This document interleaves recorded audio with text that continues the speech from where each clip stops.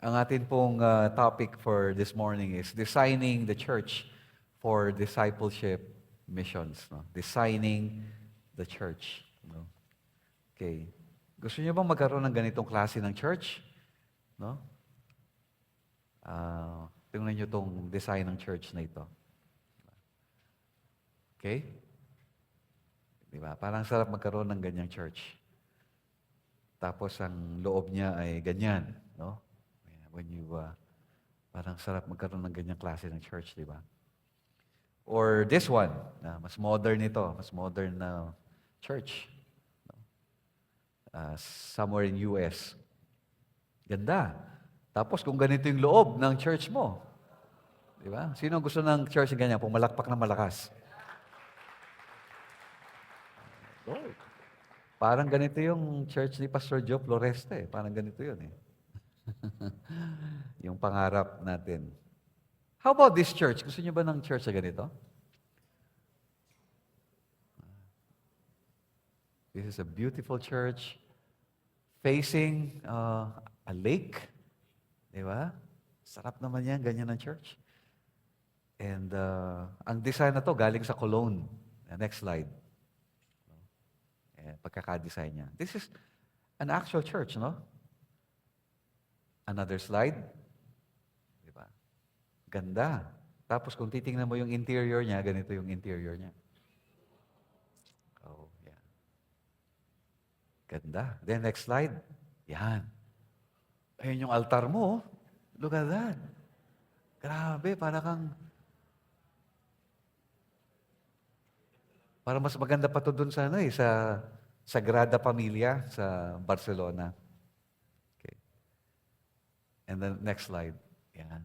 So ang church na ito ay, itong magandang church na ito ay, alam niyo kung nasaan to? Sino na gustong humula kung saan nakalagay itong church na ito?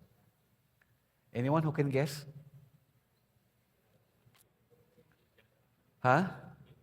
No, hindi India. California, hindi. UK, hindi rin. This church is in China. Modern structure in China. Kaya lang, aanin mo yung ganyang church, no, if your religious practices are being regulated by the government. If your fellowship is being restricted, your teaching is being limited, no? Ang daming prohibitions, no? At dapat state registered ang church mo, no? For it to be able to function. We have been to Europe and there are magnificent structures. Ang gaganda talaga ng mga structures ng churches. Yung isa sa Edinburgh, sa Scotland, ay talagang tumakbo pa ako doon para lang tingnan na napakatayog ng steeple niya, tapos ang ganda-ganda ng itsura. Sabi ko, gusto kong mahigop yung anointing ng church na ito. Kasi napakaganda. Kasi sa Scotland doon, kilala si John Knox, di ba? Kaya lang, laking pagkadismaya ko nung pumasok na ako sa loob ng katedral na ito ay isa ng bar, restaurant. Tapos yung second floor ay dinivide na may mga room na. So parang siyang hotel. So the churches in Europe are being transformed into hotels, museums, and bars.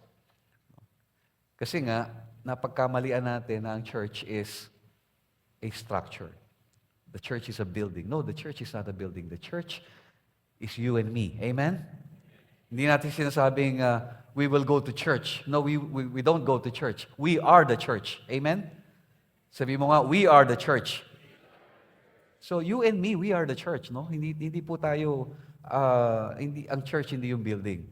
At ang sabi ni Apostle Paul sa 1 Corinthians 3:16, don't you know that you yourselves are God's temple and that God's Spirit dwells in your midst? Probably that's the reason why God destroyed the temple, allowed the destruction of the temple, para lang makita ng mga tao na, hey, do not confine me to a structure. No? Because I can work in your lives, I can work in your midst, even if you're in Babylon, even you are scattered all over the world, no? Because the church is people. No. Now, nakita natin yung mga disenyo at mga structure ng mga magagandang churches. puntahan naman natin yung actual na church, no? Kung paano ito ididisenyo, no? Ang tanong lang dito is this: tayo bilang mga pastor, tayo bilang mga leader ng church, ano bang trabaho natin, no? Are we programmers or designers? Pag umuupo ka bago mag-annual planning or strategic planning, so what do you do? Nakalay down sa harapan mo yung calendar, yung planner. No? Anong tendency sa atin? Hawak-hawak mo yung planner, nakalatag dyan yung planner, January, February, March, April. Anong iniisip agad natin? No? Oh, January, LCM yan. Marriage conference yan. No? Oh, pagdating ng June, Independence Day. Okay. Oh, tapos Holy Week pala, bago mag-June, Holy Week pala. Anong gagawin natin sa Holy Week? Di ba? Magka-camp ba tayo? Mag-i-encounter ba tayo? Okay? Pagdating ng June, holiday yan. Anong gagawin natin? Di ba? Pagdating ng September, may mga conferences. Pagdating ng October, anniversary. Christmas, oh, dapat meron tayong party. Di ba? Kapag gano'n ang ginawa natin, so what are we trying to accomplish? What we're trying to accomplish is to fill in our calendars. And what does it make of us? It makes us programmers. We program the church. Kung anong gagawin mo from January to December. So that people will be preoccupied with the things of God. So that, merong activities sa church para may fellowship, para masaya. Di ba? So that we can grow. Di ba? Yun ang madalas na iniisip natin. Kailangan tanong, we are not really designing the church. Ang tawag sa atin ng Panginoon bilang mga leaders, bilang mga pastor, is not to make programs, but to design the church. And God wants us to have a design that is so simple that everyone can understand and everyone can do. Malaking bagay sa akin yung book ni Tom Rainer at saka ni Eric Geiger na Simple Church. If you, kayo mga pastor, kung merong opportunity that you can grab a copy of that. Si Pastor Ray Francisco nakakuha ng copy nun eh. No? Sa Shopee daw, mura lang, wala pang 300 or 300, gano'n. So you can order sa Shopee. So it's a simple church. Itong basic thesis ni Eric Geiger sa ni Tom Rainer, sabi niya, parang a simple church is designed around a straightforward and strategic process that moves people through the stages of spiritual growth. The leadership and the church are clear about the process, so merong clarity, and are committed to executing it. The process flows logically, so there is movement, and is implemented in each area of the church. Merong alignment. And then the church abandons everything that is not in the process. So, para lang ma-crystallize natin kung ano yung sinasabi dito, merong 4 na mahalagang factors or ingredients, to a simple church, a simplified church. Una is clarity. Can you say clarity? Number 2 is movement. Number 3 is alignment. Alignment, say alignment. And number 4, focus. Focus. So yung 4 na yan ay napakahalaga. Siguro in every organization, you need that. Even in your family, napakahalaga siguro that you have this ingredients, to simplify everything. Merong clarity, klaro. Klaro ang vision, klaro ang process to accomplish the vision. And then merong movement, merong paggalaw. Kasi kahit nakapaskil yung Bless Build Bridge, kahit nakapaskil tong bless na ito, wala namang movement, wala namang mangyayari. Wala rin, di ba? There has to be movement. And then there has to be alignment, naka-align ang lahat towards that process and focus.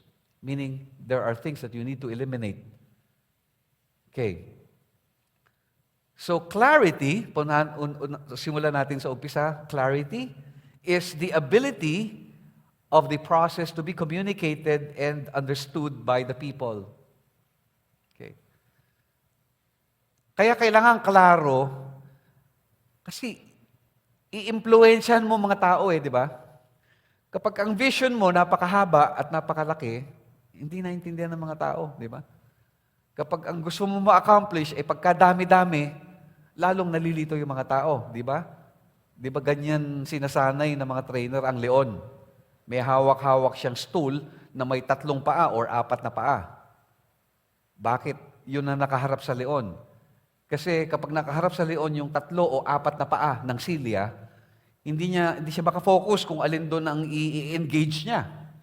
At dahil hindi siya makafocus, napaparalyze siya. At marami sa mga miyembro natin, sa napakaraming programa at napakarami natin gustong ipagawa, napaparalyze.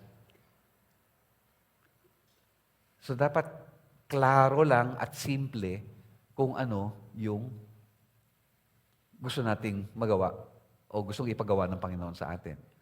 So there are 2 things that are involved there. Number 1 is to determine what kind of disciple you wish to produce in your church. Ano bang katangian ng mga tao ang gusto namin meron sa loob ng church? I-picture mo yon. So ano bang gusto niyo mga klase ng mga tao nasa loob ng simbahan? No? Siyempre, gusto niyo ng mga mature. Amen ba? Gusto niyo ng mga active sa ministry. Amen ba? Sino gusto dito ng mga marites sa loob ng church? O ng mga tolits? Tolits. Tolo nung latest. Yun eh. Mga lalaking version ng marites yun. Okay. So, anong gusto mong klase ng tao sa church? So that, meron kang larawan. Anong larawan nun? Gusto mo. And then, pangalawa, decide how each weekly program is part of the process. No? Mag-decide ka anong mga activities yung kailangan gawin para tumugon doon sa process. Okay? Ang madalas nangyayari sa atin, una yung program. Maganda to. Ano? Ginagawa doon sa sa Christian Fellowship, ganito. Oh, sila, prayer mountain sila, ganyan. O maganda to. O may praise and worship conference sila. Gawin din natin, di ba? Madalas ang ating mga ginagawa ay gaya sa ibang church, influence ng iba. Kaya kapag ganun tayo, hango ka dito, hango ka doon, dampot ka dito, dampot doon, no? Malilito yung congregation kung ano bang gusto mo ma-accomplish. So you have to decide ano lang yung mga activities na makatutugon doon sa process at yung process na yun tutugon doon sa vision. Okay? And discuss among your leaders, no, for understanding and ownership. So there has to be huddle, discussion sa process. Itong gagawin natin, itong proseso natin. Okay? Kasi kapag kami mga discussion, nagiging collaborative ang decision. Nagiging, when people are able to discuss, converse, and even ask questions doon sa process, na-internalize nila yun eh. Pag na-internalize nila yun, napapahulog ang kanilang puso. At kapag kakasama sila sa mga decisions, no, they're into it. And they will own it. At gagawin nila yun. Why? Because they belong to a team. Hindi yung top-bottom na sinabi ng pastor, gawin natin lahat ito, lahat tayo gagawa. Hindi ganun. Kundi, it's a collaborative thing. No? So, discussion is very important. Okay. So, ano ang clear, defined process na pwede nating maging gabay siguro? No? Siguro, pinakasimple lang na naisip ko ito eh. Ang pinakasimple ganire. Next slide. Siba, gusto mo mga tao maligtas? Amen? Basic yun eh. Gusto mo mga tao maligtas. So, salvation is number 1. Ano pang gusto mo mangyari? Yung na-save, anong gusto mo mangyari? Gusto mo mag-mature. Tama? Tama ba? Amen ba? So, we want that. Gusto natin ng spiritual maturity. And then another process, part of the process, is we want them to be involved in the ministry. So, significant ministry. So, these 3, basic yan, basic. Bahala ka na kung anong gusto mong itawag dyan. Pero iyan yung process na gusto natin mangyari. No? Basic na basic. Gusto mong maligtas sa mga tao, pagkatapos nila maligtas, gusto mo sila mag-mature. Siyempre, para hindi naman alagain habang buhay. Okay? At sila ay nagiging banal na kamukha ng Panginoong Yesus. Pero hindi naman sapat yung mag-mature lang. Kasi pwedeng mature, righteous, pero walang silbi. Di ba? Pwedeng ganun eh. You're righteous, but you're not gracious. You are holy, but you are irrelevant or wala kang effect sa mundo. Kasi wala kang silbi. So gusto natin itong tatlo na ito. Amen ba? So at least nakikita mo yung sarili mo, no? So I'm saved now. Ang tanong, am I maturing? Am I ministering? Am I serving in the Lord? So one church was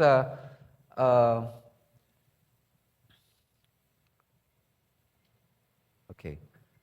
So itong process na ito ay, let me just show you some of the churches who were able to come up with their own process or equipping track or journey nila, yung journey nila. Number one is the baseball diamond ng Purpose-Driven Church.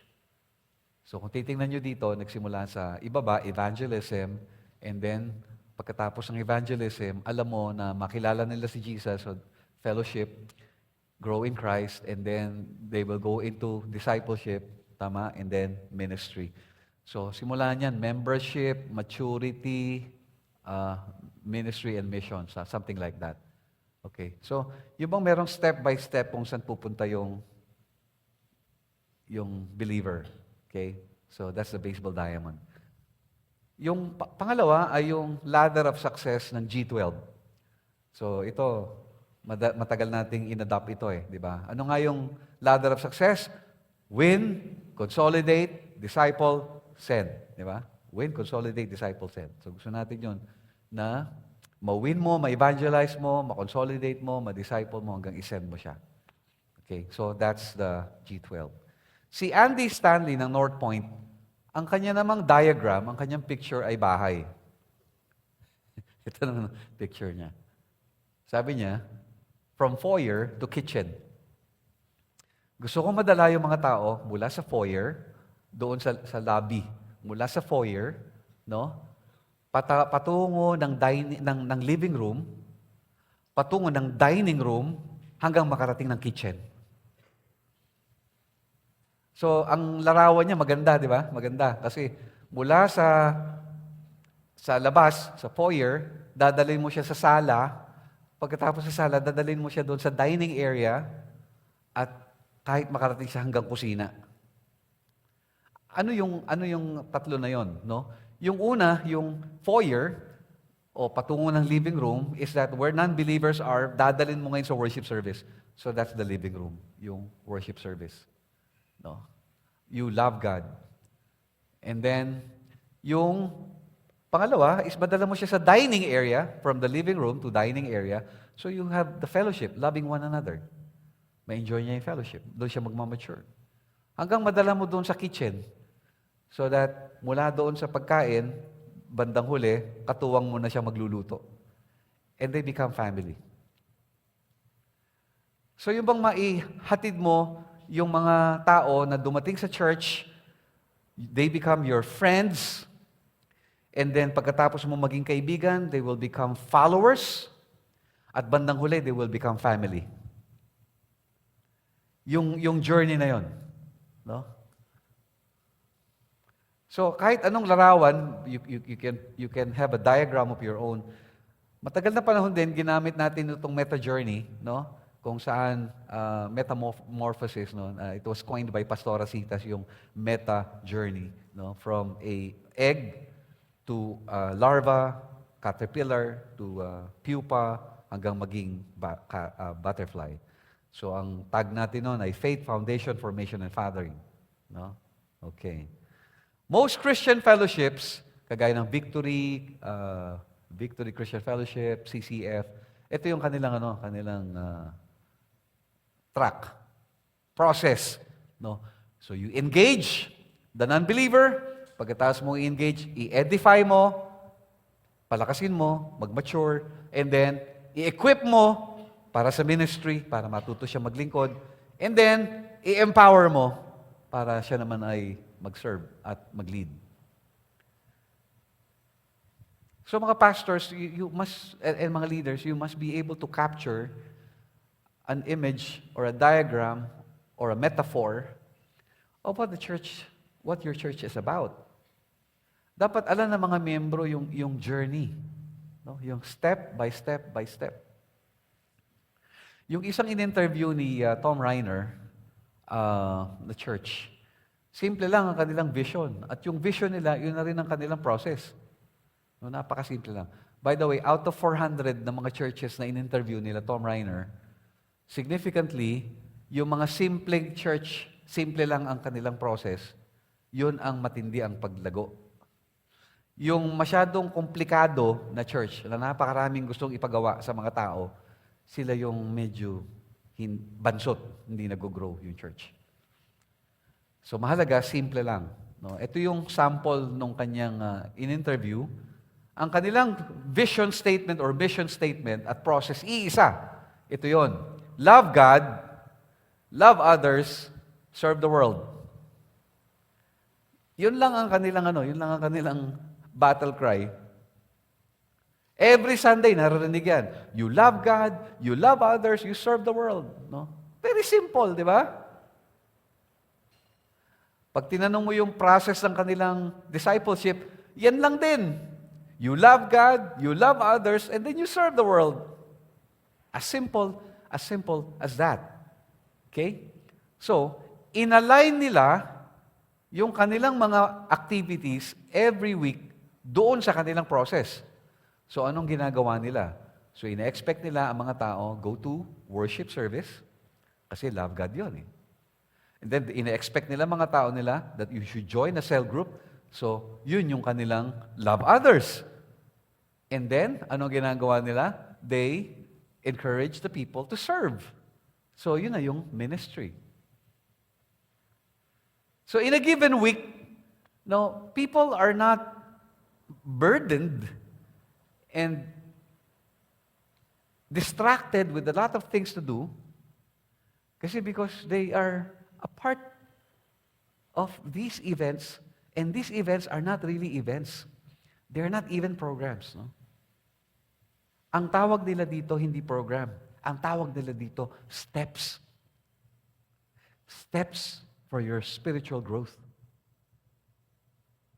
Kaya ang mga pastor o mga leader na nagde-design ng church, hindi niya iniisip yung event o program. Ang iniisip niya, anong mga steps ang kailangan kong ilagay dito para matiyak ko na nag-grow, nag-move yung people from one stage to another.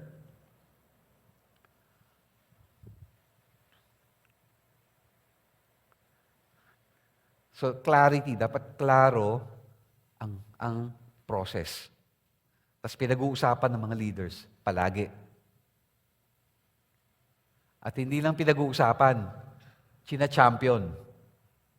Sabihin, kung sinasabi ng mga leaders at mga pastor, mag-life group kayo. Dapat si pastor may life group din. Dapat yung leader may life group din. Di ba? Tama ba? Pag in-encourage mga tao, mag-worship kayo. So, dapat nag-worship ka rin. So, you must be a champion of what you are, encouraging the people to do. So, that's number 1, clarity. Number 2 is movement. Can you say movement? Yeah, movement is the sequential steps in the process that cause people to move to greater areas of commitment. Movement is a flow. Again, kahit na naka-lay out yung process mo, kung wala namang movement, so inutil din yung, kahit nakalagay pa sa banner yan, nakalagay pa yan sa bulletin board, nakalagay pa yan sa website ninyo, kung wala namang movement, walang galaw, ala rin, di ba? So, movement is about the hand-offs. Ang hand-offs, ang ibig sabihin niya parang relay. Pinapasa mo yung baton to the next person. Movement is what happens in between the programs. Movement is how someone is handed off from one level of commitment to a greater level of commitment. How a church moves someone from a worship service to a small group is a movement. How a church is designed to move a person from being an observer to being a contributor is a movement.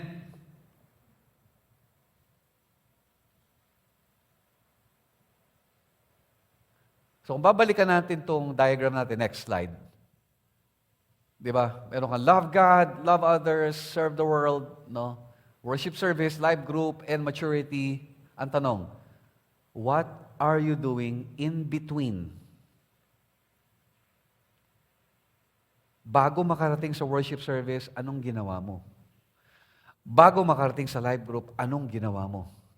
Bago siya mag-serve, anong ginawa mo? Even Pastor Edmund Chan would say, ang success ng kanilang discipleship, hindi lang doon sa weekly meeting, but in between meetings. Ang tawag nila doon ay IBM. Karamihan sa atin dito, life group leader, no? Ang life group, mga kapatid, hindi yung kung Friday ang life group mo, Friday ng umaga, magpe-prepare ka ng lesson. Pagkatapos noon, pagdating ng life group mo, no, mag-icebreaker kayo, magkakantahan kayo, magwo-word kayo, tapos magpe-pray kayo, tapos kakain na kayo, tapos na. Event yun. Pagkatapos magkikita kayo next week na uli. Tapos walang nangyayari in between the meetings. Ang tawag doon, iniraraos na life group. Kino-comply lang na life group. Wala talagang intentional discipleship na nangyayari. Walang intentional movement na nangyayari. No? Ang kailangan lang, matapos lang yung lesson. Magawa lang yung responsibility ko as a facilitator, yun lang. Pero yung kumustahin ko, yung aking member at kumusta na siya, anong prayer request niya, in between the meetings, walang nangyayaring ganun. Pag walang nangyayaring ganun, defeated yung purpose. How do you bring non-believers to the church? That's movement. Do you have bridging events para makarating sila sa church?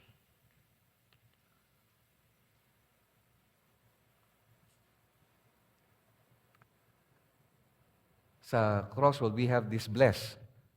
Begin in prayer, listen to a friend, eat with a friend, serve a friend, share your story, bago mo pa ma-share yung gospel. You bless, you engage with the person. Hindi yung hit and miss na pag-share lang nung gift card na makita mo ba to? Pag binaliktad, ganito, di ba? Maganda yun, maganda din yun. Kaya lang, yung kung gusto mo talaga na maglalast yung fruit, no, there has to be some kind of engagement like the bless. Kasi hindi naman sila magiging Christian na ano lang eh. Sharean mo lang ng gospel, ganun eh. Di ba? Nung Thursday nga, pinag-usapan namin na ang paraan para mawin mo mga tao is pakainin mo muna eh. Amen ba? Tama ba? Ang Calvario Evangelical Church po nabuo yan dahil sa pagkain. Kami po yung umattend ng Bible study, hindi dahil sa Bible study, kundi dahil masarap po yung sotanghon. Tsaka yung pansit, tsaka yung spaghetti. Kasi yung mga nagluluto mga nanay, ang sasarap magluto. Kaya na-born again kami dahil sa pagkain. Kaya kung gusto nyo may ma-born again, magpakain kayo. Amen ba? Bakit wala kang disciple? Hindi ka nagpapakain. Amen ba? Sabi mo sa katabi mo, pa-cheeseburger ka naman.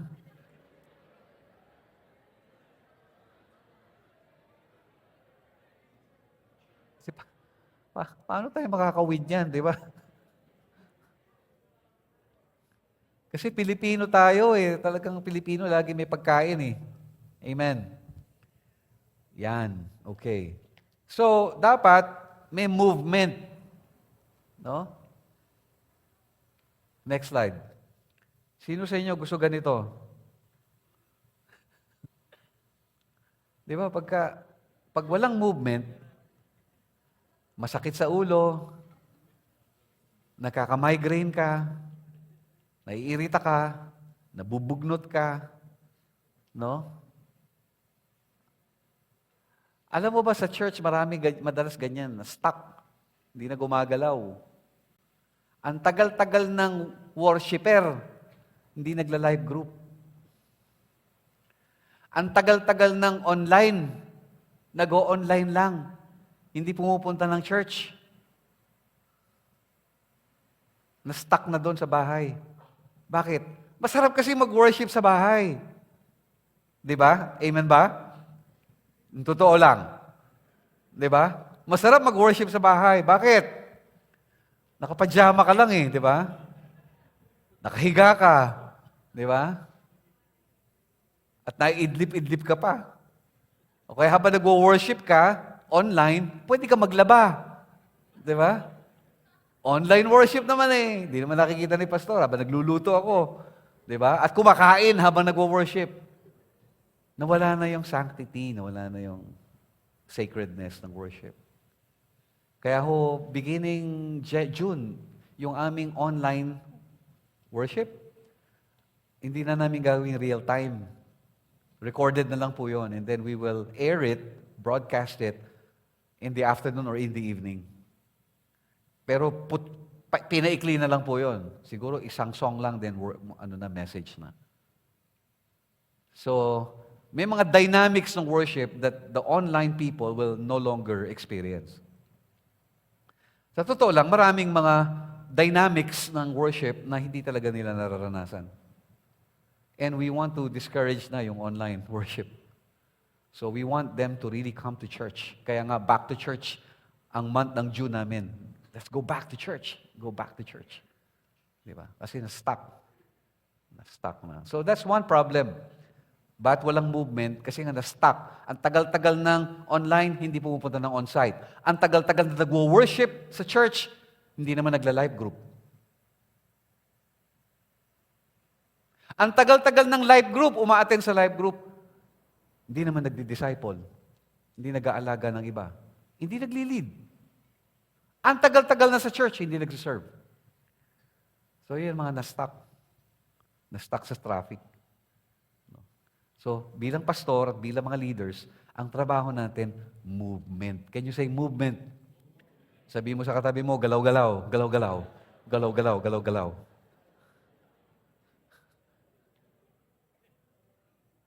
Kailangan gumalaw ka. No? At kailangan gumalaw yung miyembro mo, yung disciple mo, from being a life group leader, member, to becoming a life group intern. Dapat gumagalaw. Okay? At mahalaga din yung movement when you pass. Kasi hand-off nga hand-offs.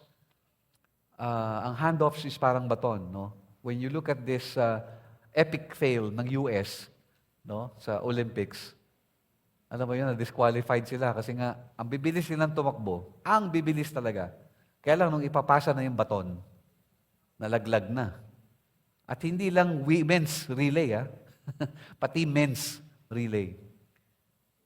Alam mo yung ipapasa mo na lang, walang problema sa speed, walang problema sa pacing, ang problema sa passing of the baton. Kaya marami sa ating ministry natin naliligwak, natatapon.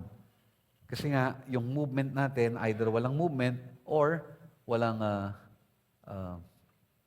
tamang pagpapasa. Okay. So that's the second movement. Let's go to the third. No? The third is alignment. Can you say alignment? Yan. Alignment is the arrangement of all the ministries and staff around the same simple process. Ang alignment naman, kung meron ka mga volunteer workers sa church o may mga full-time staff ka sa church, ang mga trabaho nila ay nakatugon din doon sa process. Kasi baka mamaya meron kang mga full-time staff, ang ginagawa naman ay iba doon sa process. So dapat naka-align, nakagiya, no? Nakagiya. Para nang sa ganoon, in harmony siya, nakasync, no? working as a team. Di ba? Nag-work as a team yung buong church. Kasi klaro, may movement, tas naka-align. No? Kaya nga, no wonder mukhang mag-champion talaga ang Golden State Warriors. No? Tama ba? Because they have the synergy, they have the chemistry, they have the teamwork. They have Stephen Curry, na very talented and gifted na player, but he's a team player. No, hindi siya buhaya, nakagaya ni Giannis. Antetokounmpo ba yun? Oo, at saka si Luka, magaling din si Luka, di ba? Pero no match for a team. No match for a team. Lagi kong napapagalitan ko yung mga men namin, kasi hawak ko yung men, si Pastora Sita sa women. Napapagalitan ko kasi ganito yan eh. Magla-live group sila ng Thursday. No? Ano ba? Tuesday ang live group nila. Okay. 10 sila, Tuesday ang live group. Ang makakadalo, 3. So, ang gagawin ng leader, imimit yung isa ng Wednesday, yung isa imimit ng Thursday, yung isa imimit ng Saturday. So, very taxing yun sa leader, di ba? Tapos ang matindi pa dito, mga young adults yung may nagkakaproblema at mga young people. Sabi ko, ba't yung mga tatay kaya mag-meet ng sama-sama?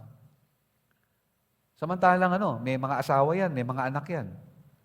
May trabaho pa yan. But they can gather together as a team. Yung sasabihin sa'yo ng disciple mo na, hindi mo na ako makaka-join ng meeting mo kasi busy ako, meet mo na lang ako ng one-on-one. One-on-one na lang tayo. Sumali kayo sa liga ng basketball at sabihin mo sa coach mo yon, Coach, hindi ako makakasama ng practice ha, i-one-on-one mo na lang ako. Magcha-champion ba kayo? Hindi kayo magcha-champion nun, one-on-one, nag-practice ka ng coach mo. Sumama ka sa team. Mag-huddle ka with the team. You work with the team. You play with the team. No? Kasi that's the key. You have to align yourselves together. Kaya hindi discourage namin. Although, one-on-one meeting is good. Mga in-between meetings. But you don't neglect the gathering of the small group, the life group. Kasi diyan nabubuo yung yung bonding eh. Kaya lagi sasabi, pag sa life group, meron diyang studying together, sharing together, serving together. Yung kayo as a team, you serve together, and then you suffer together. Hindi lang you eat supper together, but you suffer together. You cry together, you weep together, then you bond. Yan ang sikreto ni Jesus. Bonded yung team niya. Solid. Amen. Alignment. And then, when we are aligned, maayos ang lahat, ganito ang itsura natin, si Mr. Potato. Yan ang magandang itsura, di ba? Natatawa kayo. Pero actually, ang purpose ng Mr. Potato sa mga bata ay magkaroon ng integration. Ma-integrate niya at maiayos niya yung Mr. Potato. Kasi pull out yung kamay niyan tsaka yung tenga niyan, tsaka yung mata niyan. Napupull out lahat yan, pati paa. So, pambata talaga yan, para yung motor skills niya masanay sa tamang paglalagay ng parts of the body. Yan dapat ang itsura natin. Pero sa church, ganito itsura. No? So, hindi mo alam kung nasaan yung kamay, yung paa, di ba? Yung mata. So, next slide. So, yung simple na process na ito, na love God, love others, serve the world, lahat ng manpower ng church, resources, time, energy, lahat naka-align dito sa tatlo na to. Or kung may idadagdag pa kayo, kung may dadagman lang kayo, kahit isa lang yon. Pero 3 is good na. Kaya ang bukang bibig lang ng mga tao sa church is what? Come to our worship service, yun lang. Join our small group, and then serve in the ministry. As simple as that. Very simple. No?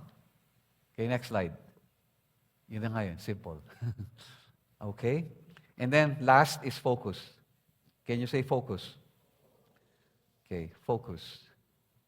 Anong focus? Focus. Dapat malinaw. No? Next slide. Yan, di ba? Pagka nag-ano ka ng lente, ng camera, focus. Then another slide. Yan, focus. Dapat yun. Pagka nakuha mo na yung focus, i-eliminate mo na yung mga bagay na malabo para focus ka lang doon. So focus is the commitment to abandon everything that falls outside of the simple ministry process. Focus most often means saying no. Sabi ng isang author, if you want the necessary to stand out, you have to get rid of the unnecessary. Get rid of the unnecessary. Pag pinanood nyo tong movie na to, Everything, Everywhere, All at Once, mas matindi pa sa Multiverse of Madness. Pagkatapos mo panoorin, talagang malilito ka. Kasi nga, parang she's everywhere and she's everything all at once. At maraming mga tao ngayon, they are trapped in that kind of life. No? Siguro as I end, let me just end this session with Moses lifting the brazen serpent in the wilderness to bring healing to the people. So yung Nehushtan o yung brazen serpent, that's good during the time na nasa wilderness sila. Kaya lang naikip nila yun eh. Tapos naisama doon sa Ark of the Covenant, no? Hanggang sa time ni King Hezekiah. At napansin ni King Hezekiah na yung mga tao, up to that time, still burning incense doon sa Nehushtan. Anong ginawa ni Hezekiah to spark a revival? He destroyed it.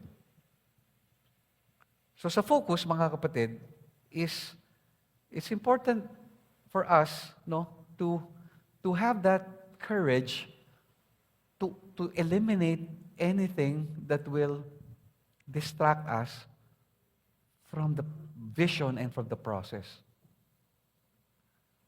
May mga sacred cows tayo sa loob ng church. May mga paborito tayo mga gawain sa loob ng church na you need to audit, you need to check, relevant pa ba? Kailangan pa ba? Relevant pa doon sa aming process? Relevant ba ito sa aming gustong puntahan?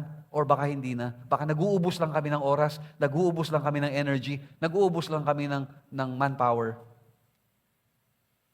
So sometimes you have to kill the sacred cow, destroy the brazen serpent, so that you are able to fulfill what God has called you to do. Sabi ni Elbert Hubbard, saying no to almost everything, art is a process of elimination. The sculptor produces the beautiful statue by chipping away such parts of the marble block as are not needed. Okay? So to summarize everything, mga kapatid, is this. The steps is this. Una, mag-design ka ng isang simple na process. Pangalawa, place your key programs along the process. Okay? Pangatlo, unite all people and all ministries around the process. Okay? And number 4, begin to eliminate things outside the process. That's it. Be single-minded. Be single-minded. Okay? Sige po. Let's pray. Father, we thank you for this time. Dalangin namin, Panginoon, na itong simpleng church ay lumikha ng malaki na bagay sa aming congregation, sa aming mga buhay. Help us to be clear, to move, and to align, and to focus. Thank you, Lord. Continue to help us internalize these things for your glory. In Jesus' name, amen.